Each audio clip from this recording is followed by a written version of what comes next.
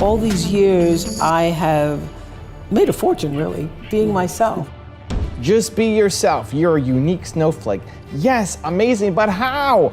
And my wife really taught me that vulnerability is not weakness. That I had to be vulnerable, but I had to be authentic at the same time. Rise and shine, it's espresso time. I wake up every morning. Espresso keep me going. I wake up every morning.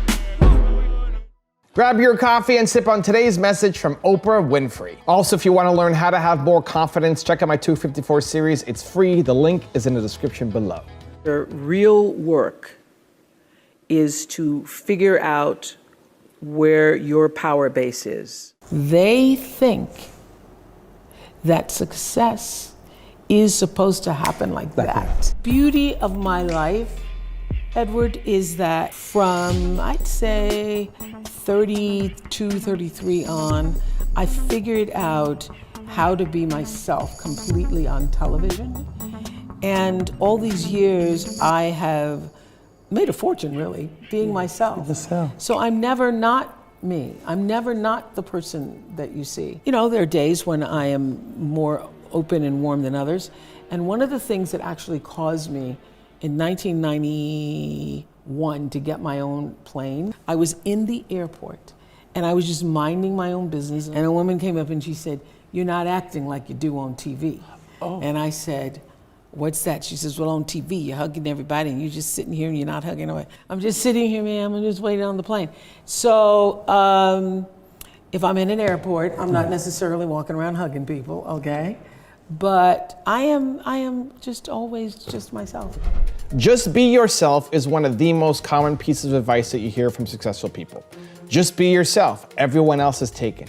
Just be yourself. You're a unique snowflake. Yes, amazing, but how? How do I do it? How do I find it? And once I find it, how do I have the confidence to actually live it? How? Give me the how. You're in luck. I'm gonna give you the 3-step process on how to actually find out who you are and have the confidence to live it. We're gonna go through 3 steps: who, why, how.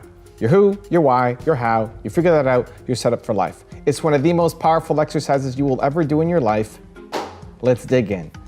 Number 1, your who. Your who is your one word, most important core value. What is your single most important core value? Mine is belief. When you understand what you stand for, you're less likely to be pulled in other people's directions. So quick tips on how to find it. What's your favorite movie of all time? Mine is Seabiscuit. It's about this horse that's too small and a jockey too big and an owner that has no money, and they find each other and they start winning a whole bunch of races, right? What's your favorite song of all time? Who's your favorite teacher of all time and why? And if you look at all these things that you have loved, it wasn't because Mrs. Jones taught you math in grade 8. It's because of a characteristic. There's a common thread between all the things that you love that make you happy. That's your one word. That's your most important core value. When you figure that out, now you can live a life on purpose and bring those things to you. So for me, believe, I'm not gonna make a video that's trashing somebody. I'm not gonna make a top 10 stupidest things that this person ever said, even though it might make me more money, even though it might bring me more subscribers, even though it might get me more attention. I don't wanna do it because it's anti-belief. And knowing that, knowing what I stand for, then makes it easy to put that shield up to say, no, I don't care about your opinion. I don't care that you think I should go do that thing. I know what I stand for. It gives you a rock to stand on where most people are standing on quicksand. Figure out your who. Step 2 is figure out your why. That's your purpose. Your purpose comes from your pain. Think about the most painful moment in your life. Your purpose for life will be to help other people who are currently experiencing that pain. To find somebody who is going through the thing that caused you the most pain in your life will lift you up and give you so much joy, I can't explain it. And your who and your why, your one word and your purpose are for life. So for me, my why, my purpose is helping entrepreneurs because I struggled so much as an entrepreneur, because I turned down huge jobs to make $300 a month and earn 30% of a company. And I hated my life. Like I felt worthless. I felt like I wasn't giving any value. It sucked. I eventually made it through, and I want to help entrepreneurs because I remember struggling so much as an entrepreneur. I don't want other people to have to struggle the same way that I struggled. And so my one word is believe. I could believe in anybody. I could believe in lots of people. Everybody needs believing in. But I love helping entrepreneurs more because that's where I came from, because that was my biggest struggle. It's my biggest pain. And so think about your most painful moment of all time. Helping the people who are currently experiencing the thing that you went through is going to be the thing that will fill you up for life. Your who and your why are for life. They will never change. They're with you for life. And so it's worth going through that thought experiment to find it, because most of America has no idea what they stand for and what their purpose is. Step 3 is your how. Now it's figuring out, how did you get through the thing that you went through, right? I struggled as an entrepreneur. The thing that saved my business was modeling Bill Gates. How did Bill Gates build a software company? That's what I had. I had a software company. I wasn't working. I copied Bill Gates' strategies, applied it to my business, had my first sale shortly after for $13,500. It may not seem like a lot of money, but for me, it was money. It was money. It was bank. Like, holy cow, something's actually working. And so ever since then, that was when I was 19, 20 years old. Ever since then, whenever I don't know what to do, I model success. I modeled Bill Gates' success and put that to my company. I had success. And so what have I done for the past 20 years? Made content, made videos. Look at my channel, profiling different successful entrepreneurs to model their success. The path that I use to get out of the hole is the path that then I teach. The path that you use to get out of the hole that you're in becomes the path that you teach. It's a system. It's replicatable. You can teach other people how to do it, because a lot of the people who are struggling with the thing that you struggled with, they never find their way out. You can help them by showing them the path that you took. And so your who, your why, your how. When you figure that out, that's how you are yourself. And now you've got this amazing rock to stand on. When other people think you should go do something else, you don't care. It doesn't hit you. It bounces off you because you're confident in yourself. And so yes, be yourself. And it's gonna come up over and over and over and over again. Look at the top 10s, look at the Espressos, look at all the videos, look at the interviews, look at the people that you look up to. They're all gonna say, just be yourself. But how? This is the process. Figure out your who, figure out your why, figure out your how. Go through those 3 steps and you're set up for life. And I'm so pumped to see the journey that you go on. Now I've got a really special bonus clip that I think you're gonna enjoy, but before that, question of the day, I wanna know, what is your why? What was the most painful moment in your life, and how is that now transitioned into something that's gonna be the greatest joy in your life, helping others? Tell me in the comments below. Once football ended and the entertainment thing kind of happened, I had to learn, like, you can't fight your way out of things. You have to think your way out of things. And I noticed how my wife behaved. And I noticed how women behave. Because women have to think their way out of all kinds of situations.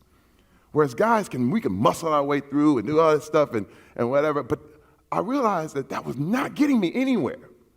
And my wife really taught me that vulnerability is not weakness. That I had to be vulnerable, but I had to be authentic at the same time. And she would always, always talk to me and tell me that, Terry, and she would always tell me the truth. Like, there's nothing more valuable than somebody who's gonna speak the truth into your life. And she would constantly tell me, this is wrong. The way you're acting right now is awful. And I'm just like, what? I'm like all these other guys, because that's what guys do. You compare yourself to all the other guys. And you say, but compared to them, I'm good, right? And she's like, I'm done. I'll never forget the first time I had a big job. I remember I got a big movie and whatever, and I remember I was walking around at this party and I had a cigar. And I was walking around and I had the swag, I had the whole thing. She was like, okay, you can stay over there. I'm gonna be over here. And I was like, what are you talking about? What, I'm winning. And she was like, no, baby, nope. And I was like, whoa. And I realized just in those little ways, I was losing her. And so I had to put the cigar down, and I would come back over there, and she said, now that's my Terry. I was like, oh, wow. You don't plan ahead, so Yes. we ought to be right in the pocket today. I feel like if I planned ahead, you wouldn't be hearing me. You'd be hearing something I prepared. And if I was doing something that I prepared, it would be because I want to get something from someone. We say, am I doing this right? Am I doing this wrong? That question implies there is a right or wrong way. And how do you measure that? Like, did it sell something? Did people like it? Did I get approval from the audience? So I also feel that in the moment, we're always feeling something. Like if you just say what you're feeling, then you actually create a space where the person across from you or the audience goes, oh, I know what that feels like and I can connect with you. But in trying to prepare something, often we block what we're feeling and then bring something that we prepared earlier in the day, and people miss out on the real you. We live in a world where we don't say what we're thinking, we say what we think people want to hear. So if you get into an elevator and there's someone that you're attracted to that gets on the elevator and you're trying to think of the right thing to say, what would happen if you looked at the person and said, I'm trying to think of something to say to you? Like, that's actually true. Right. And how attractive would that be if a person is like, I'm trying to think of the right thing to say to you? Like, there's vulnerability in that, there's possibility, they get to co-create with you. But most people don't say that. They instead say what they think the person wants to hear, right? So we instead look at this person and go, there sure is weather outside. And they're like, yes, and there was weather yesterday too. And now you're two phony people, and this is who you're gonna marry. That's the world we live in, right? I'm gonna marry this person after starting the entire thing off inauthentically. So for me, not preparing is so much easier and so much more true, and there's so many amazing moments from that, right? And people go, I don't know how you do that. And I remind people, well, when you go to a restaurant, you don't have a set list. You don't sit there and think, first I'll ask them if they have pets and if they like ice cream. You'll actually just say what you feel.